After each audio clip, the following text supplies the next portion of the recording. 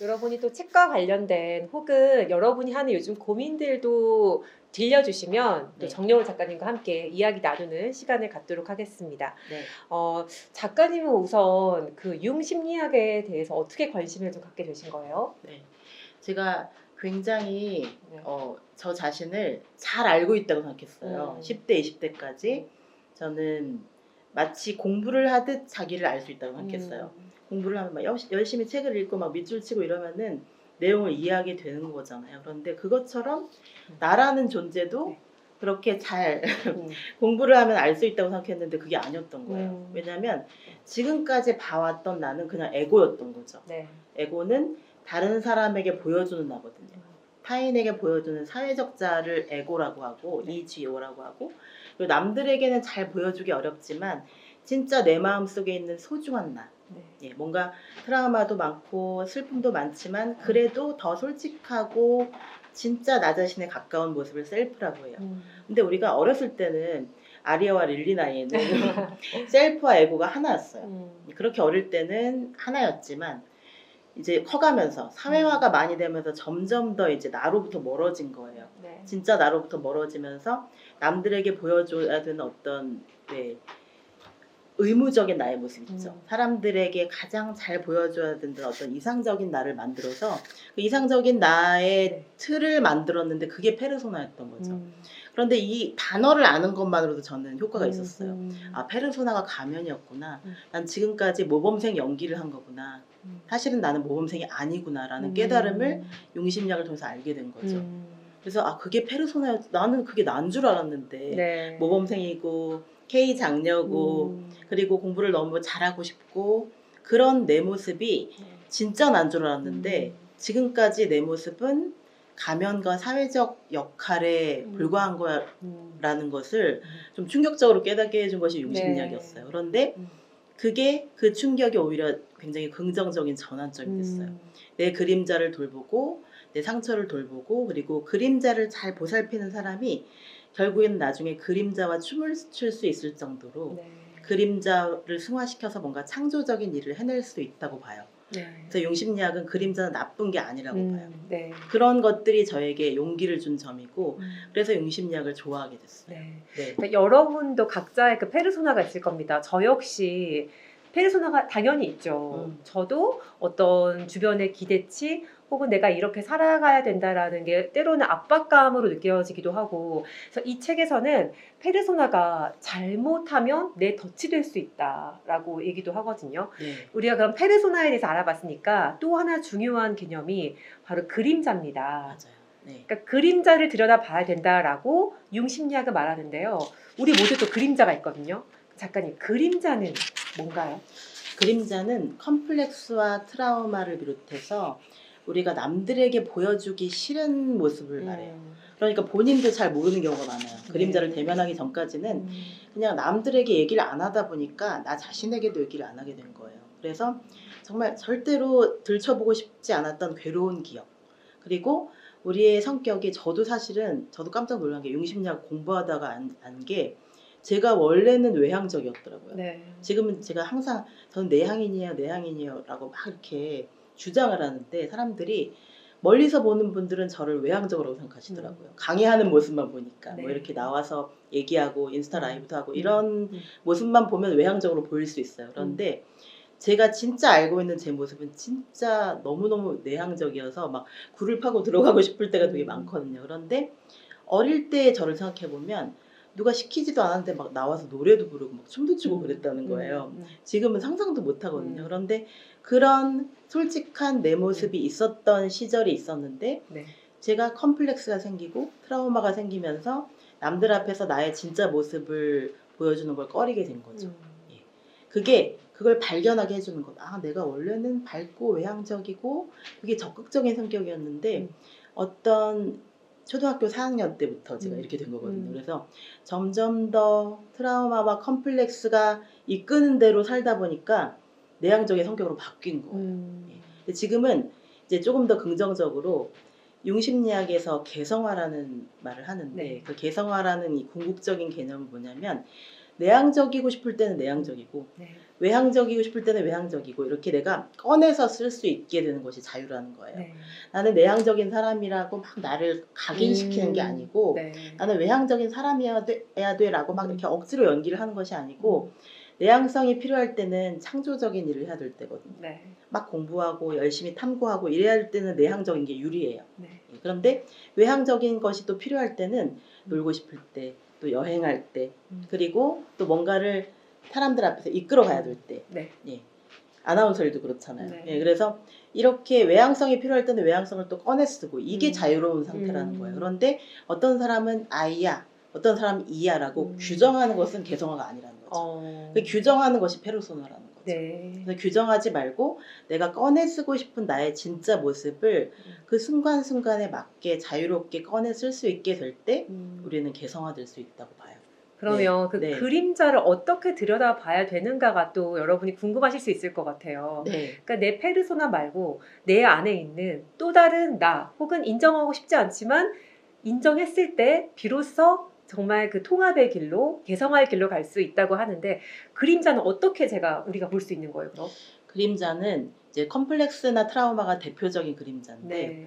예를 들어서 어떤 사람한테 너 진짜 엄마 닮았다 그러면은 좋아하는 사람도 있는데 네. 막 싫어하는 사람도 있어요. 그 싫어하는 부분이 컴플렉스예요. 그러니까 엄마랑 어떻게든 안 닮으려고 했는데 엄마와 비슷한 모습을 보일 때 그 네. 사람은 막 노력이 무너지는 느낌일 거 아니에요. 난 엄마랑 닮지 않으려고 그렇게 노력했는데 사람들이 되게 행동도 외모도 엄마를 닮으셨네요. 칭찬으로 말을 하더라도 그 사람 화가 나는 거예요.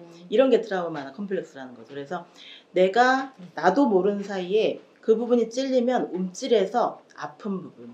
제가 화가 나거나 갑자기. 예, 갑자기 화가 나거나 그리고 왜 어떤 사람을 보면 그냥 잘하고 대단하고 그냥 칭찬해주면 되는데 너무 심하게 질투가 날 때. 네.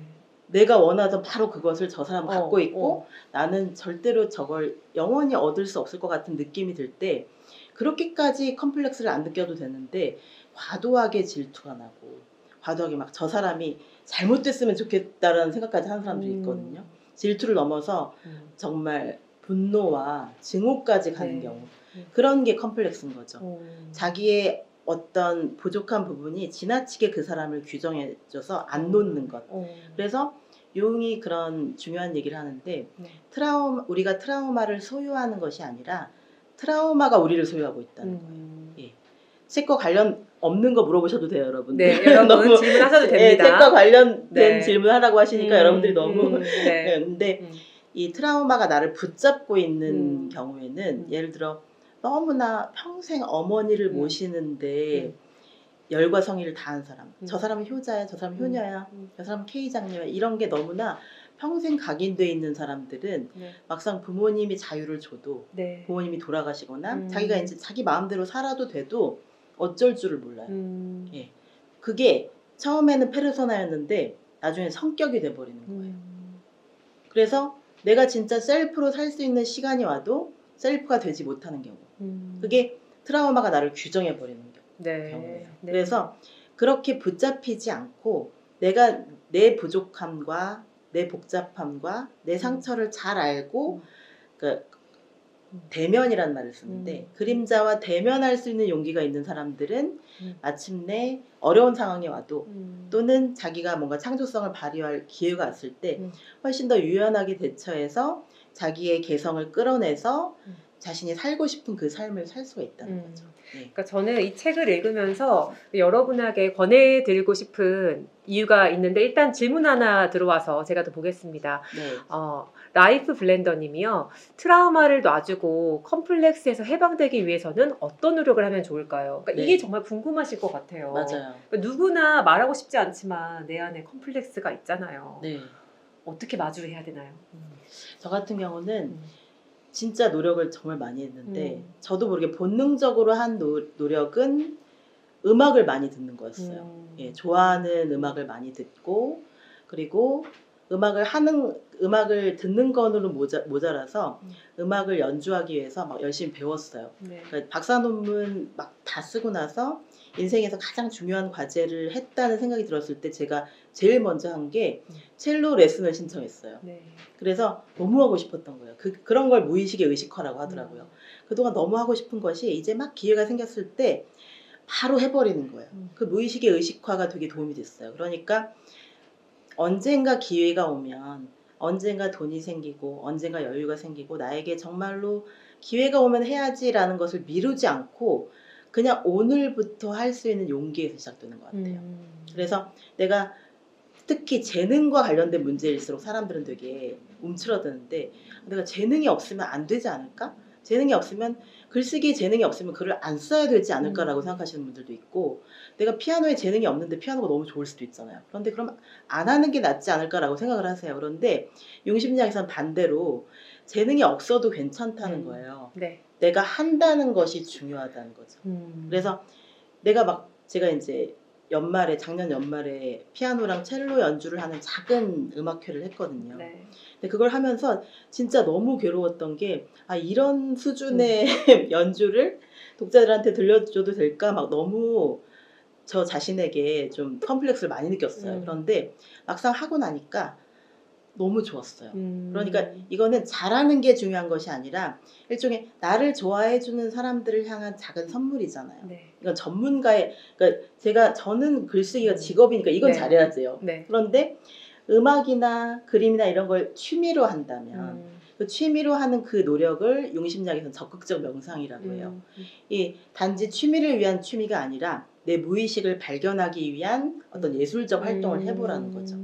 그러면 그동안 움츠리고 있던 나의 본성을 알게 돼요. 나 이거 하고 싶었구나. 이걸 이렇게 도발적으로 그려보고 싶었구나. 이걸 정말 멋지게 열정적으로 연주해보고 싶었구나. 이걸 하면서 고여있던 에너지를 해방시키는 거예요. 한마디로. 그래서 그 고여있던 에너지를 해방시키면서 무의식이 의식화되면서 망가지지 않고 아직 괜찮은 나의 부분이 나오는 거예요. 이게 트라우마로부터 해방입니다. 네. 그래서 아까 트라우마를 어떻게 마주해야 되냐고 여쭤봤는데 네. 정리를 하자면 이런 거네요. 그러니까 저도 한때 너무 마음이 괴로운데 이 마음을 어떻게 해야 될지 모를 때 그때 글쓰기를 시작했거든요. 근데 글을 쓰면서 내 안에 뭔가가 이제 해방되고 깨닫게 되는 걸 느끼는 거예요. 그러니까 작가님 말씀처럼 뭔가 그런 그림을 그린다던가 그런 자기가 하고 싶은 일을 해보다 보면 내 안에 있던 무의식이 나에게 말을 거는 것 같아요. 그렇죠? 맞아요. 그걸 대면하게 되는 게 네. 트라우마를 극복하는 시작인 것 같습니다. 네. 무의식이 말을 건다는 게 아주 중요한 표현을 써주셨는데 네. 무의식이 우리가 에고일 때는 말을 잘 못 걸어요. 에고는 장벽을 친 상태거든요. 그래서 다른 사람이 나를 어떻게 생각할까를 지나치게 의식하고 있는 상태에서는 네. 칭찬을 받아야 되기 때문에 연주를 제대로 못하는 거예요. 그런데 제가 알고 있는 어떤 그 피아니스트 중에 한 분이 갑자기 이름이 생각이 안 나요. 너무 좋아하는 분인데 그분이 정말 뛰어난 피아니스트였는데 어느 날 아무에게도 말하지 않고 그냥 은퇴를 해버린 거예요. 은퇴를 해버리고 그 다음에 번스타인 말고 시모어 번스타인. 네. 시모어 번스타인이 그 사람이 그 모든 화려한 경력을 버리고 그냥 뉴욕의 작은 원룸에서 학생들을 가르치는 일을 하기 시작해요. 피아노를 가르치고 너무 글을 쓰고 싶었던 거예요. 글도 쓰고 싶고 학생들도 정말 이 콩쿠르에서 우승하는 연주가 아니라 진짜 나 자신이 되는 연주를 하고 싶었던 거예요. 가르치고 싶었던 거예요. 그래서 소박하고 정말 음악을 사랑해서 음악가가 되었는데 막상 피아니스트가 되니까 평론가들이 나한테 어떻게 말하는지 그리고 콘서트에서 막 무대 공포증 있잖아요. 그 무대 공포증이 너무 싫고 그리고 평론가들의 그 말에 하나하나 귀 기울이고 뉴욕타임즈가 나한테 뭐라고 말하는 거 이게 너무 싫었던 거죠. 근데 그 음악의 본질이 아니잖아요. 그게 에고잖아요. 네. 그런데 음악의 본질로 들어가면 내가 나의 페르소나, 즉 피아니스트라는 가면을 내려놓고 그냥 피아노를 좋아하는 사람으로 살고 싶었던 거예요.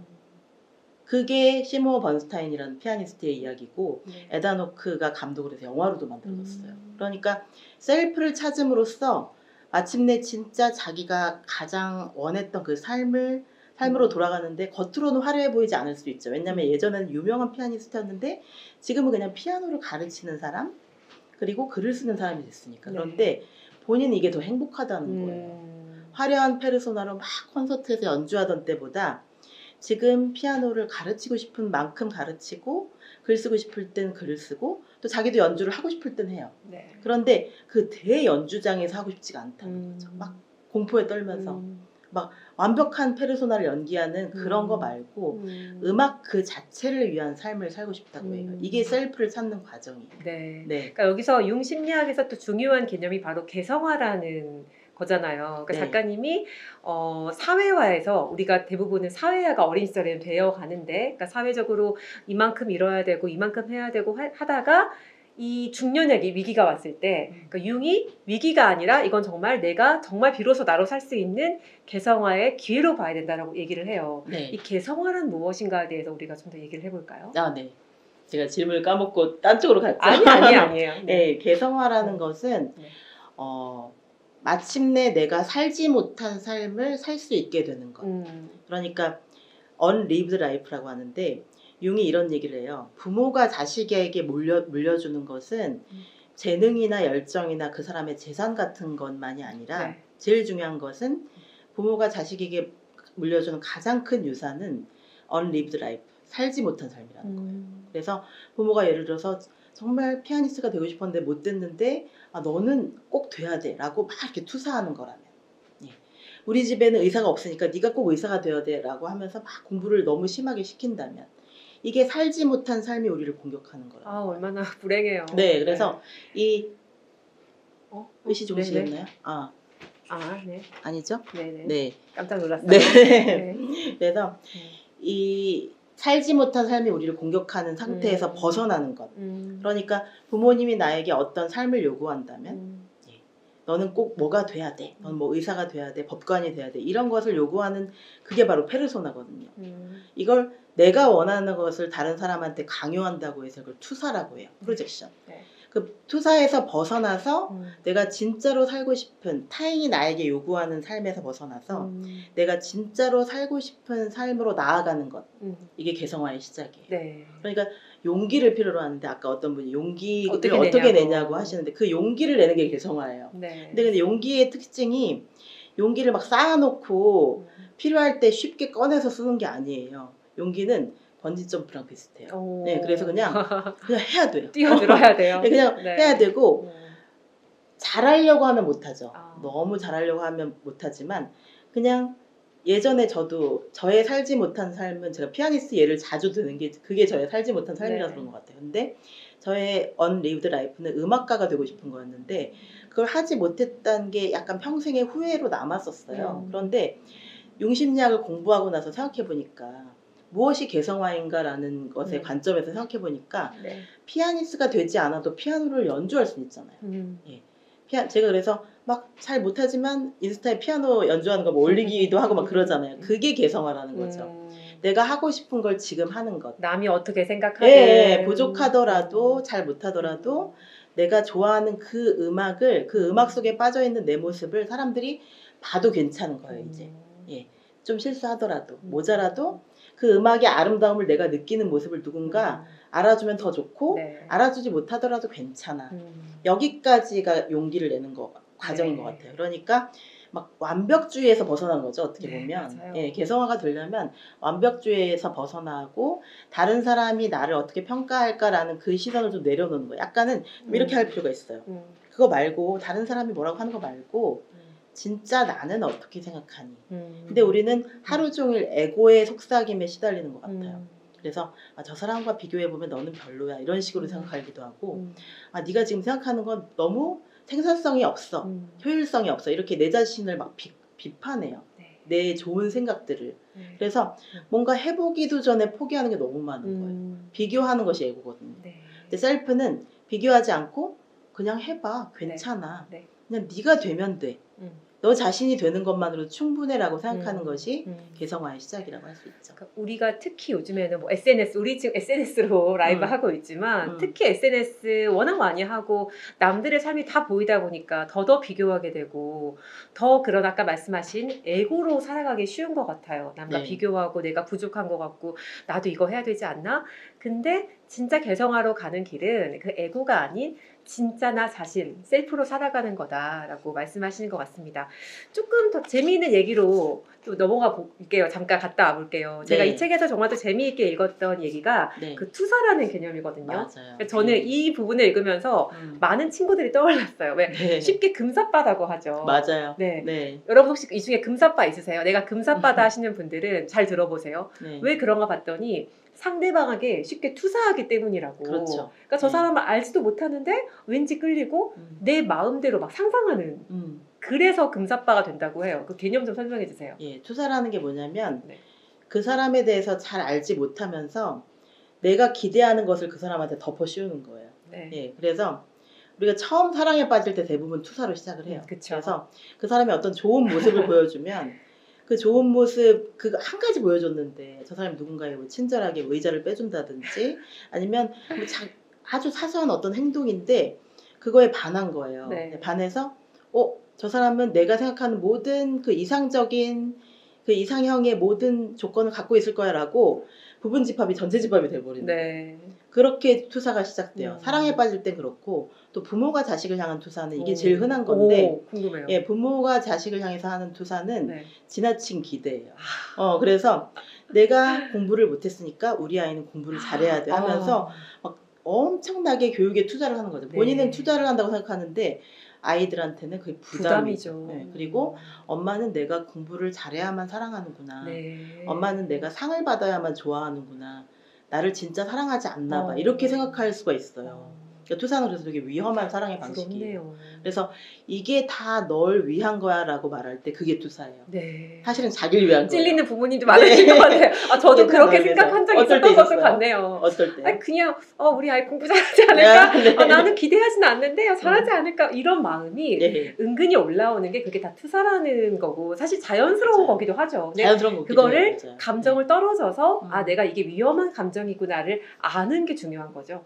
저도 네. 조카한테 투사한 적이 많아요. 조카가 저는 네. 이제 공부는 별로 기대하지 않았는데 조카 중에 조카가 3명 있는데 그러니까 저는 자식이 없으니까 조카가 약간 다른 자식 같은 네. 느낌이 있었던 거예요. 근데 그것도 투사예요. 네. 그런데 조카가 노래를 잘하길 바랬어요. 네.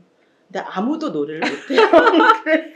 아니 마음이야, 이렇게 뭐. 네. 우리 제부들은 노래를 잘하는데 제 동생들도 노래를 잘하는데 왜 우리 조카는 이럴까 하고 속으로 되게 실망하고 슬퍼한 적이 이게 있어요. 투사라고 합니다. 이게 투사예요. 여러분. 네. 네. 그러니까 사랑에 빠질 때 네. 투사는 어떻게 보면 당연한 건데 네. 그게 지나쳐버리면 상대방은 사실 A라는 사람인데 나는 이 사람이 B라는 사람일 거야라고 맞아요. 상상을 해버리고 그러다 보니까 실망하고 금방 관계가 안 좋아지고 이게 반복될 수 있다는 거 이것 또한 융심리학에서 잘 설명해 주는 개념입니다. 네, 그래서 네. 우리가 투사를 철회한다고 하는데 음. 융심리학에서는 투사를 철회해야 더 깊고 진실한 사랑이 시작한다고 봐요. 그러니까 그 사람이 나에게 어떻게 해주기를 바라는 걸 멈추는 거. 내 아이가 공부를 못해도 네. 내 조카가 노래를 못해도 그리고 내 아이가 어떤 제 친구는 그런 얘기도 하더라고요. 아들이 자기보다 수영을 잘하길 바랐대요. 그래서 수영을 잘하는 존재로 만들고 싶었던 거죠. 네. 그런 것도 투사거든요. 그러니까 뭔가 자기가 잘하고 싶었던데 못한 것을 지금 세대에선 잘해주길 바라는 거. 내 마음을 투사가 이제 프로젝션이잖아요. 그 사람의 진짜 리얼리티가 아니라 프로젝션, 상상을 내 마음을 그 사람한테 비춰서 그 사람이 그렇게 살아주기를 바라는 거. 그걸 내려놔야 투사를 철회한다고 하거든요. 투사하는 마음을 내려놔야 진짜 더 깊은 사랑이 시작된다는 거죠. 그냥 너는 있는 그대로의 너가 무엇이다고 생각하는 거야. 네가 잘 못해도 네가 피아노를 못 쳐도 네가 노래를 잘 못해도 너라는 존재 자체가 너무 아름답다는 것을 깨닫는 것이 사랑의 본질이죠. 그러면 네. 사랑에도 투사하기가 쉬운데 그냥 이유 없이 누군가 밉거나 싫은 것도 투사라고요? 그렇죠. 그건 네. 어떻게 되는 거예요? 그러니까 투사는 그러니까 컴플렉스를 투사할 수 있는 거죠. 컴플렉스나 자신의 그림자도 컴플렉스죠. 어떤 식이냐면 어떤 사람이 예를 들어서 너무 게을러요.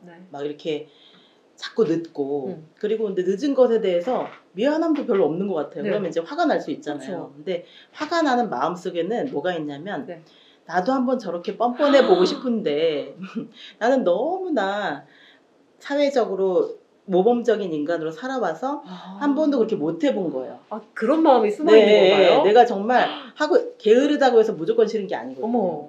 근데 그 사람이 지나치게 싫다면 내가 하고 싶은 걸 내가 한 번쯤은 그냥 망쳐버리고 싶고 사고도 쳐보고 싶었는데 누군가는 정말 그걸 하고 있을 때 그 사람이 더 미운 거죠. 그런 게 있군요.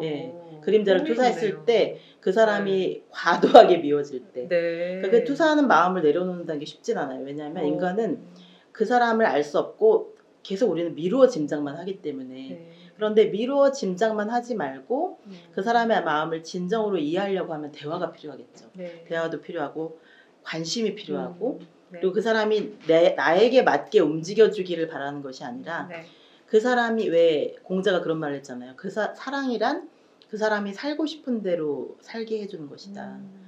그 사람에게 내가 어떤 걸 주거나 이런 것이 아니고 그 사람이 정말 하고 싶은 것을 알아내서 그가 살고 싶은 대로 그 길로 가도록 길을 내어주는 것이 저는 사랑인 것 같아요. 맞는 말이네요. 그게 투사를 내려놓는 것이고 진짜 어려운 거의 성인의 수준인 거죠. 우리가 오늘 다들 내가 투사를 처리해야겠다 이제 이런 댓글들이 많았는데 네, 우리는 많이 자랐는데 아이들은 자신의 셀프를 어떻게 찾아야 할지 아이들 살기가 너무 팍팍한 것 같습니다. 맞아요. 맞아요. 저도 요즘 이런 걱정 많이 하거든요. 그러니까 뭐 좀 다른 핀트일 수도 있는데 요즘 또 AI가 워낙 발달하고 그러니까 자신을 좀 들여다볼 수 있는 기회를 아이들이 점점 잃게 될 것 같은데 이럴 때 어떻게 아이들이 정말 그 셀프를 찾아갈 수 있을지 좀 이런 고민들을 하게 될 것 같습니다. 라이프 블렌더님이 되게 재밌는 댓글을 쓰셨는데 투사하다가 아이들에게 들켜서 투사를 처리하셨다고. 그럴 수 있죠. 그러니까 아이들이 생각보다 되게 똑똑해요. 그러니까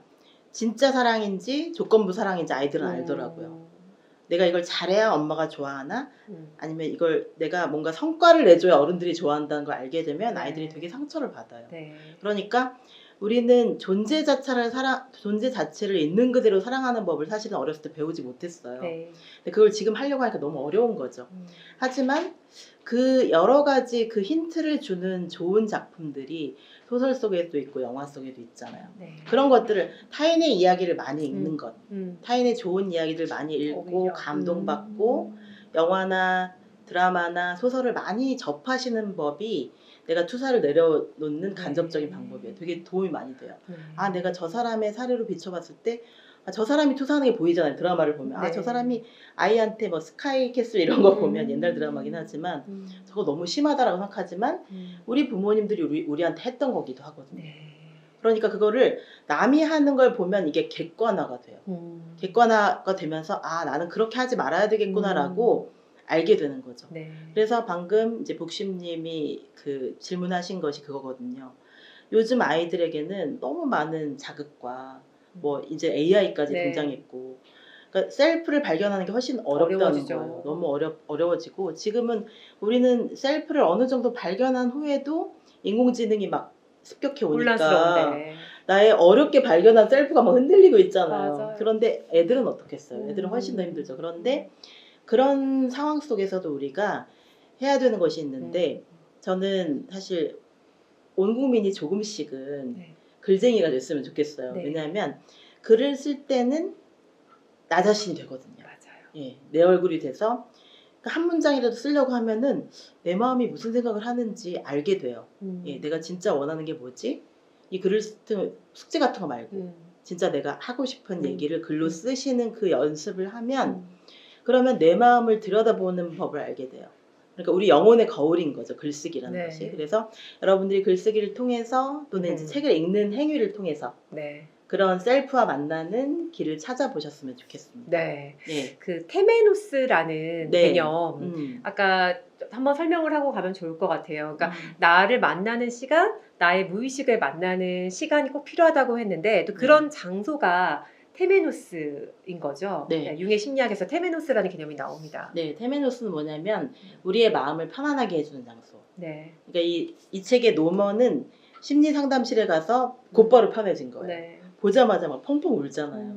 그러니까 그동안 너무 쌓여 있었던 거예요. 그동안 자기가 늘 페르소나랑만 살아오다가 심리 상담실에 가서 그냥 들어가기도 전에 벌써 울어요.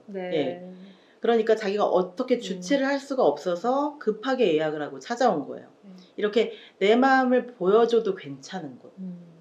내가 정말로 내 그림자와 슬픔까지도 털어놔도 괜찮은 곳이 테메노스예요. 그러니까 여러분들의 마음을 가장 편안하게 해주는 장소라든지 아니면 그런 사람과의 대화라든지 그리고 또 저는 책을 읽을 때 네. 특히 융심리학 책을 읽으면 제가 저도 모르게 너무 솔직해지더라고요. 네. 왜냐하면 그림자를 찾아볼 수 있게 자꾸 자극하니까 너의 그림자는 뭐니? 너의 그림자, 너의 트라우마는 뭐니? 그 트라우마를 정말 치유할 수 있다고 믿니? 라고 자꾸만 자극을 해주니까 그림자를 보살피게 되더라고요. 내 상처를 보물처럼 보살피게 될 수 있을 때 우리는 그림자를 미워하지만 않게 되고 아, 그 그림자가 있어서 내가 지금까지 온 거구나. 그 그림자를 앞으로 잘 이렇게 짓누르지 않고 나를 짓누르지 않고 나의 파트너로 만드는 법이에요. 개성화라는 것이. 네. 그래서 그림자가 나를 공격하지 않고 그림자가 나를 일깨우는 존재가 될 수 있도록 전환시켜주는 것이 개성하고 그런 것을 가능하게 해주는 것이 테메노스예요. 네. 편안한 공간일 수도 있고 또 저는 피아노를 진짜 눈 감고 쳐본 적이 있어요. 네. 잘 치지도 못하면서 눈 감고 연주를 하면 그게 정말 완벽하게 느껴지더라고요. 그러니까 잘 친다는 뜻이 아니라 영혼이 그 피아노 소리 속에서 표현이 돼요. 내 마음이 누구도 나를 보지 않고 아무도 내가 할 필요가 없다는 생각이 들 때 내가 정말 솔직한 소리를 내게 되더라고요. 그 순간이 테메노스였던 것 같아요. 내가 정말로 블리스를 느끼는 순간. 네. 내가 정말로 가장 원하는 것을 지금 온전히 마음을 쏟아서 다 할 수 있을 때 예.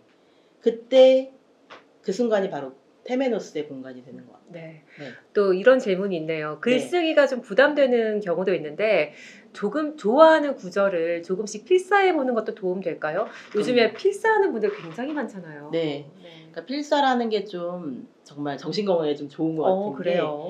이게 생각처럼 글이 빨리빨리 써지지 않아요. 네. 그래서 느리게 그러면서 필사할 때 왠지 좀 글씨도 잘 쓰고 싶거든요. 맞아요. 그래서 좀 예쁘게 써보려고 하고 그리고 필사를 하다 보면은 이게 최소한 그 문장을 한 대여섯 번을 읽게 되더라고요. 왜냐하면 내가 생각하는 속도로 안 나오기 때문에 대여섯 번 정도 읽다 보면 예를 들면 이 책의 맨 처음에 나오는 문장이 참 좋은데 우리의 진정한 치유는 좋아요. 저도. 진정한 치유는 궁극적으로 자기 자신이 되는 것이다. 네. 이 진정한 치유는 궁극적으로 자기 자신이 되는 것이다라는 이 융의 말을 저도 한번 써봤거든요. 네.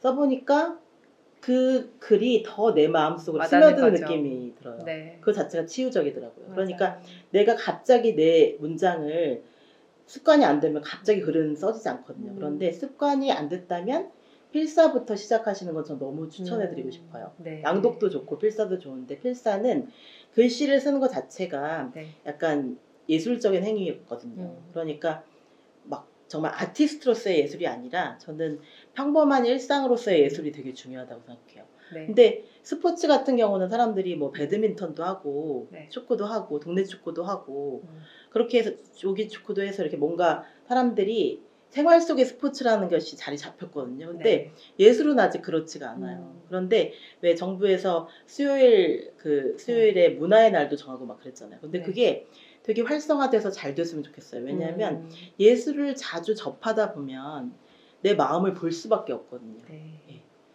어떤 분들은 정말 고흐의 별이 빛나는 밤이나 해바라기를 보기만 해도 우시는 분들이 있어요. 네. 굉장히 감수성이 뛰어난 분들인 거죠. 그거는 예술을 통해서 아트를 통해서 내 마음을 비춰봤기 때문이에요. 이런 활동을 자주 하시는 분들은 그림자와 친해질 수밖에 없고 그림자와 친밀해져서 마침내 나 자신과 진정으로 만날 수 있는 그런 개성화의 길에 더 자주 가볼 수가 있는 거죠.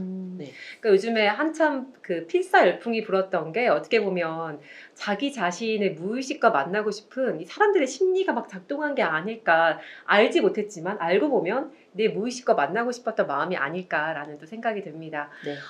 저는 이 책에서도 흥미로웠던 게 그 콤플렉스 부분인데요. 그러니까 내가 누군가와 싸울 때 내가 상대방 때문에 화가 났다고 생각하지만 알고 보면 어떻게 보면 내 안에 콤플렉스가 작동해서 싸우는 거다라는 설명도 나오거든요. 그러니까 네. 상대를 탓하지 말고 싸울 때 화가 나면 내 자신의 마음속에서 뭐가 일어나고 있나를 들여다봐라 라는 말이 나오는데 저는 그게 굉장히 또 좋았어요. 네. 그러니까 컴플렉스를 인지해서 네. 내가 진짜 셀프가 하는 말이 아니라 음. 컴플렉스에 붙잡힌 마음이 말을 할 때가 있어요. 네. 그게 이제 분노했을 때인데 육체적인 신호를 알면 좋아요. 예를 들면 저는 화가 나면은 목이 뜨거워지고 눈이 뜨거워지거든요. 네. 그래서 뒷목이 막 뻣뻣해지는 느낌과 눈이 뜨거워지는 그 느낌이 이게 이렇게 되면 안 되는 거예요. 예, 이게 스트레스를 너무 받았다는 뜻이거든요. 그러면서 뭔가 컴플렉스가 건드려진 거죠. 내가 제일 힘들어하고 내가 아파하는 부분을 누군가 건드렸을 때 네. 육체적으로 반응이 와요. 네. 그러면은 조심해야 되는 거예요. 내가 지금부터 하는 말은 내가 너무 화가 나서 컴플렉스에 붙들려서 그래서 하는 말이구나. 내가 주의를 해주면 실수를 덜 하게 되는데 왜 편한 사이일수록 그런 실수를 많이 하게 돼요. 맞아요. 예, 그래서 너무나 그 화가 났을 때 그냥 말을 뱉어버리면 꼭 후회하더라고요. 예. 그러지 않게 내가 그 신호가 왔을 때 뭐 눈이 뜨거워진다거나 막 머리가 너무 아프다거나 이럴 때 뭔가 컴플렉스가 건드려졌다 싶을 때 자기만의 신호가 있어요. 네. 그럴 때 그걸 인지하고 그 컴플렉스가 나를 휘두르지 않도록 예, 컴플렉스가 나를 막 쥐고 흔들지 않도록 그래 컴플렉스가 지금 거기 있구나. 나를 너무 휘두르지 말아줘라고 부탁을 해야 되더라고요. 그러면 훨씬 덜해요. 그럴 때는 예. 오히려 그냥 싸움을 잠깐 중단해야겠네요. 그렇죠. 네. 혼자 있는 게 제일 좋은데 이게 갑자기 혼자가 될 수 없잖아요. 네. 뭐 일하고 있을 때 그럴 수도 있고 네. 그래서 그때 인지하는 게 되게 중요해요. 그래서 이걸 셀프 어웨어니스라고 하는데 네. 자기 자신의 상태를 그러니까 명상에서 마음 챙김이라고 하잖아요. 마인드풀리스라고 하는데 그게 어떤 거냐면 나 자신의 모든 감정 상태를 마치 내가 유체 이탈을 해서 내가 나를 관찰하는 것처럼 네. 아는 상태예요. 네. 생각보다 어려워요. 그래서 마음 챙김이라는 것은 내가 화가 났는지 조금 삐쳤는지 아니면 힘들지만 그래도 해낼 수 있는지 힘들고 아프지만 그래도 난 버텨낼 수 있는지를 보는 거예요. 그래서 내가 나의 스파이가 돼서 나를 잘 관찰해서 내가 어떤 상태인지를 정확하게 인지해내는 것이 사실은 마음 챙김이거든요. 그런 것이 좀 필요하죠. 예. 그러니까 우리가 오늘 진짜 좋은 얘기를 많이 나눴거든요. 네. 근데 개성화를 성공을 하면 정말 진정한 나 자신을 더 발견할 수가 있는데 근데 모두가 이 개성화에 성공하는 건 또 아니잖아요. 개성화는 노력이 많이 필요하죠. 네. 예. 개성화를 외면하는 경우도 많이 있나요? 많죠. 네. 엄청 많죠. 그렇죠. 왜냐면 대부분이 더 많을 것 같아요. 예, 융이 네. 어떻게까지 얘기를 했냐면 개성화는 너무 힘들어서 대부분의 사람들이 정말 절대 안 하고 싶어 한다는 거예요. 그러니까 개성화는 쉽게 말하면 나 자신이 되는 길인데 네. 남들이 요구하는 내 모습대로 되는 것이 사회화고 에고의 길이고 페르소나의 길이거든요. 그런데 내가 진짜 되고 싶은 나의 삶을 사는 내 삶의 진짜 주인공이 되는 것이 개성화인데 그게 너무 어려운 나머지 많은 사람들이 내가 되는 그 길이 뭔지를 무의식은 알아요. 그런데 일부러 그 길로 안 간다는 거죠. 의식은. 왜냐하면 그림자를 대면해야 되니까. 트라우마를 컴플렉스를 내가 절대로 다시 보고 싶지 않았던 과거의 기억을 대면할 수 있는 용기가 필요하기 때문에 그걸 안 하고 싶어 한다는 거예요. 그런데 신기하게 그 용기를 내서 나 자신의 컴플렉스와 트라우마를 대면하면 그때부터 새 인생이 열려요. 맞아요. 굉장히 자신감도 생기고 그리고 내가 생각하는 것보다 나는 참 괜찮네 라는 생각이 들어요. 그래서 데미안에 그런 문장이 나오는데 데미안이 싱클레어가 막 술에 찌들어가지고 막 굉장히 말썽꾸러기일 때가 있어요. 그래서 술에 중독돼서 그렇게 알코올 중독처럼 살아갈 때 싱클레어에게 데미안이 이런 말을 해요.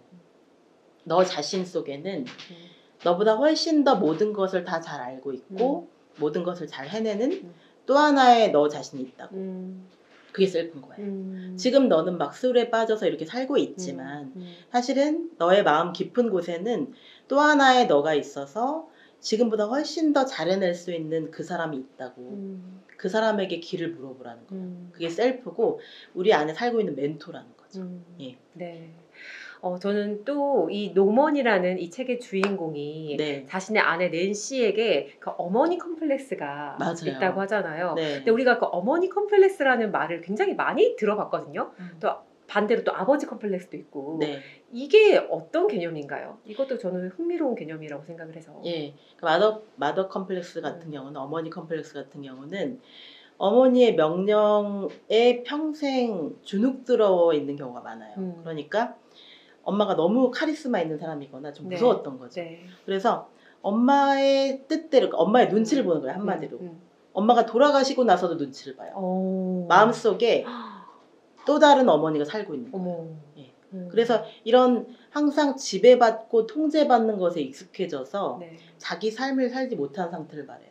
이 소설, 이 작품 속에서 노먼이 그렇죠. 네. 어머니가 너무 강한 캐릭터의 사람이라서 노먼은 엄마와 다른 사람을 골랐다고 생각했는데 알고 보니 똑같은 사람을 고른 그러니까요. 거예요. 그런 경우가 많잖아요. 예, 그래서 그 일종의 중독이에요. 네. 트라우마도 중독성이 있어서 자기를 끊임없이 통제하고 지배하려는 사람들에게 평생 이렇게 붙잡혀 살다 보면 자기도 모르게 비슷한 사람한테 가게 된대요. 그걸 벗어나고 싶은데 자기도 모르게 끌리는 예, 거예요. 그게 걱정도 되고 네. 그리고 이런 경우가 있대요.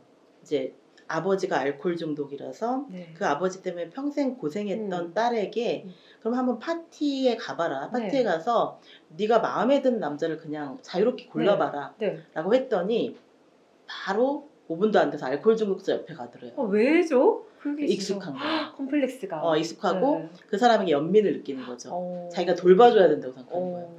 그러니까 돌봐줘야 한다는 마음도 일종의 중독이거든요. 그렇군요. 그래서 건강하고 좋은 에너지에서 나오는 음. 돌봄이 아니라 네. 저 사람은 나 없으면 안 돼. 음. 약간의 우월감일 수도 있고 네. 약간의 자기 효용을 거기서 찾는 거죠. 네. 저 사람을 돕는 것이 나의 임무야. 그리고 저 음. 사람은 나 없으면 안 되라는 것이 일종의 자기 효능감이라고 해서 내가 이런 순간에 내가 의미가 있구나. 의미를 그렇게 찾으면 안 되는 거예요. 그 마더 컴플렉스는 엄마가 예를 들어서 엄마가 끊임없이 지배하고 통제하는 사람이었다면 그렇지 않은 사람을 골라서 네. 내가 주체적이고 자유롭게 살 수 있는 삶을 동반자적인 사람을 골라야 되는데 자기도 모르게 엄마와 비슷한 낸시 같은 아주 카리스마 넘치는 모든 것을 자기 뜻대로 해야만 되는 여자를 사랑하게 되는 거예요. 이게 마더 컴플렉스의 이게 그림자에 붙잡혀서 그림자가 통제하는 대로 살다 보니까 그림자로부터 어떻게 벗어나야 되는지 모르는 상태가 트라우마라는 거죠. 그러니까 내가 이상하게 벗어나고 싶은 유형의 사람인데 계속해서 그런 사람을 끌리고 만난다고 하면 정말 내 안에 그림자를 대면할 필요가 있겠네요. 네. 네. 그러면서 나오는 개념이 또 아니마, 아니무스라는 개념이에요. 이게 좀 낯설 수가 있는데 알아두면도 굉장히 흥미롭고 재밌는 개념이거든요. 네. 아니마와 아니무스는 용심리학에서 가장 또 흥미롭고 재미있고 또 많은 분들이 질문을 제일 많이 하시는 부분이에요. 그런데 현주 씨도 왜 그런 적 없어요? 되게 여성적으로 자라왔는데 여성적으로 살아야 된다는 어떤 강박이 우리 어렸을 때는 있었던 것 같거든요. 저도. 지금의 아이들은 그렇게 많이 안 키우지만 그런데 우리 때는 되게 남성성, 여성성이 딱 명확했던 것 같아요. 네. 그런데 지금은 뭐 옷도 유니섹스 옷을 많이 입고 뭐 메트로섹슈얼이라고도 하고 그래서 남녀 구분 없는 패션이나 그런 스타일을 사람들이 많이 좋아하잖아요. 네. 직업의 구분도 많이 없어졌고 그런데 되게 남성적인 내 안에 나도 모르는 남성성이 있다는 것을 깨달은 적 아직 없으세요?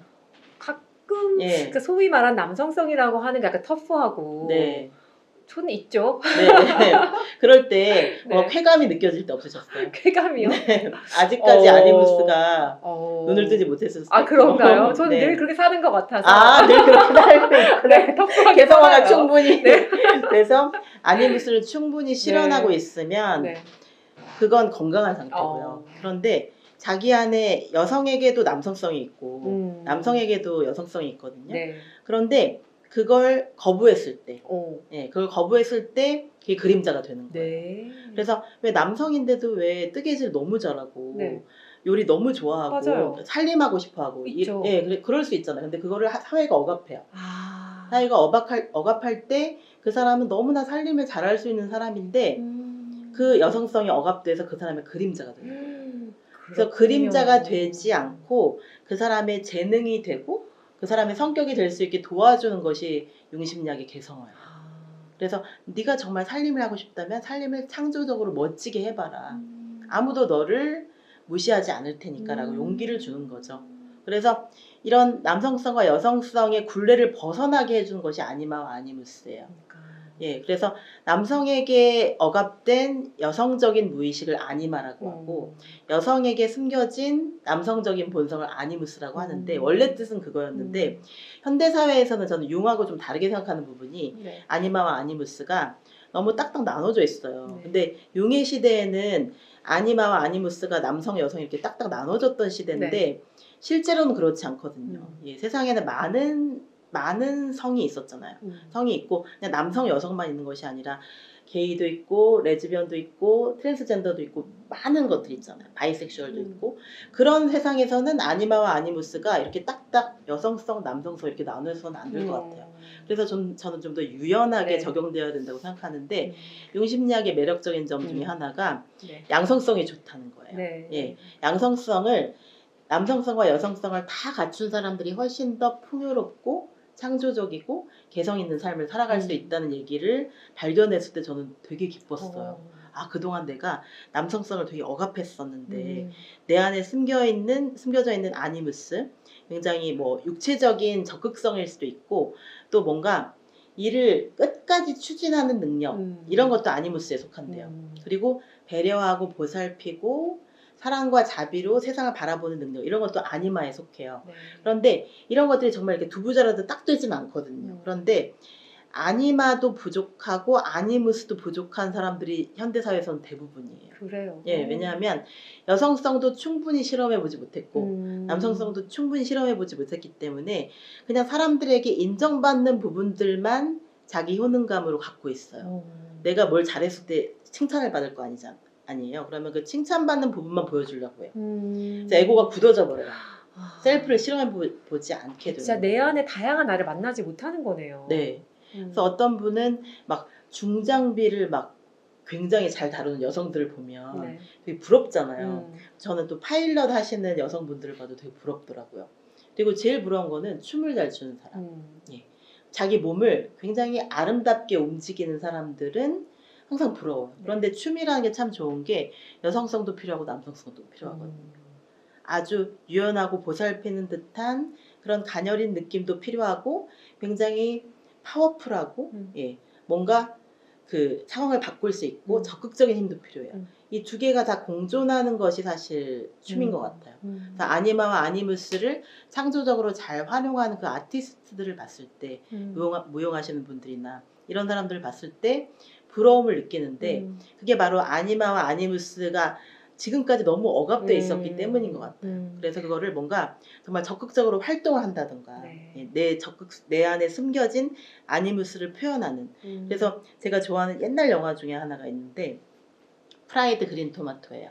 예, 프라이드 그린 토마토 소설도 믿음사에서 번역이 돼 있는데 그 소설에 보면 평생 동안 하고 싶은 일을 하지 못하고 그냥 기도만 했던 착한 여자와 그리고 평생 동안 자기가 남성처럼 살고 싶은데 여자로 태어나서 그러지 못한 사람이 둘이 우정이자 사랑에 빠진 거예요. 네. 그래서 서로의 아니마와 아니무스를 자극해주는 그런 관계.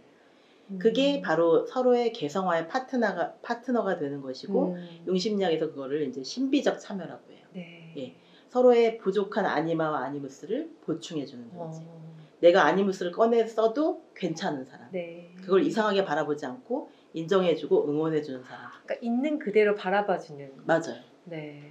내가 그림자를 막 표현해도 그걸 너무 싫어하지 않고 아 그림자가 지금 숨 쉴 공간이 필요하구나 이걸 이해해주고 존중해주는 상태가 나르치스와 골드문트 같은 예, 나르치스와 골드문트나 싱클레어와 데미안 같은 그런 서로가 서로에게 개성화의 파트너가 되어주는 그런 상태라고 할 수 있을 것 같아요.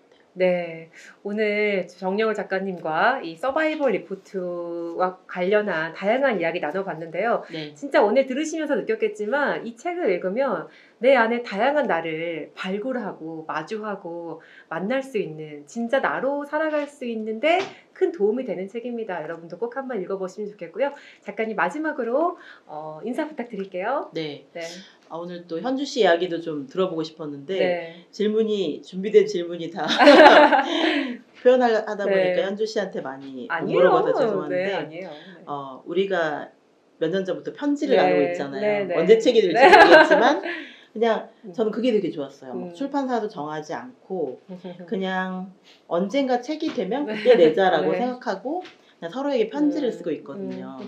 그게 저의 또 하나의 또 테메노스였던 것 같아요. 네. 그러니까 현주 씨가 남들에게는 잘 하지 못했던 질문을 저한테 해주고 솔직하게 자기의 고민을 보여주고, 그리고 저도 제가 생각하는, 제가 막 힘들고 아플 때도 글을 쓰면 괜찮아질 때가 되게 많아요. 네. 항상 저는 이제 작가다 보니까 그런 것도 있지만 어릴 때부터 글 쓰는 걸 되게 좋아했어요. 네. 그 글을 쓰면 왠지 제가 진짜 살아있는 느낌이 들어요. 정말 글을 쓰는 이 마음에 드는 문장을 썼을 때 기분이 너무 좋은 거예요. 네. 그리고 슬픈 얘기를 쓰면 더 좋더라고요. 왜냐하면 슬픔을 남들 앞에서 막 이 페르소나 상태에서 드러낼 수는 없잖아요. 네.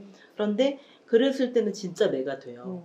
그 마음이 너무 좋았어요. 그래서 여러분들도 이 서바이벌 리포트를 읽어보시고 네. 또 데미안 프로젝트도 읽어보시고, 그러면서 제가 늘 그렇게 막 목 놓아 부르짖는 이 개성화가 정말로 행복하고 좋은 거라는 걸, 네. 진짜 내가 될 수 있는 용기를 얻을 수만 있다면 못할 게 뭐가 있겠어요. 진짜 내가 될 수 있다면 제일 좋은 게 뭐냐면 앞으로 다가올 모든 고통들이 그렇게 나쁘지만은 않다는 것을 네. 알게 되고 좀 용기가 생겨요. 자신감이 생기고, 아, 내 저번에도 그림자와 싸워서 이겼으니까 네. 미래에도 또 그림자와 싸워 이길 수 있을 거야. 그리고 그 그림자가 결국 나를 성장하고 치유되게 해줬다는 것을 알게 돼요. 그러면서 삶 전체에 자신감이 많이 생겨요. 네. 그래서 제가 점을 안 봐요. 좋은 말이에요. 네, 점도 안 보고 타로도 안 보고 아무것도 안 보는 이유 중에 하나가 개성화를 생각하면 거의 다 해결이 돼요. 네, 내 안에 그림자를. 네, 그림자를 인정할 수 있는 용기가 있으면 미래에 대해서 그렇게 궁금하지 않아요. 내가 개성화를 창조하는 것이지 미래에 무슨 막 아홉수가 있고 막 뭐 뭐라 그러죠? 그 삼재라고 하죠. 네. 그런 게 있어서 내가 안 풀리는 게 아니고 내가 지금 개성화를 못 하고 있어서 안 풀리는 거예요. 네. 내가 개성화를 오늘부터 하면 돼요. 네. 근데 그건 뭐냐면 용기라는 거죠. 네. 내가 진짜로 사랑하는 일을 발견하고 그것에 가까워지는 일을 매일매일 조금씩 하면 돼요. 네. 예. 여러분, 네. 여러분도 개성화의 길로 우리 모두 용기를 내는 그런 밤이 됐으면 좋겠습니다. 네. 네, 저희는 여기서 또 인사를 드리도록 할게요. 여러분 네. 고맙습니다. 감사합니다.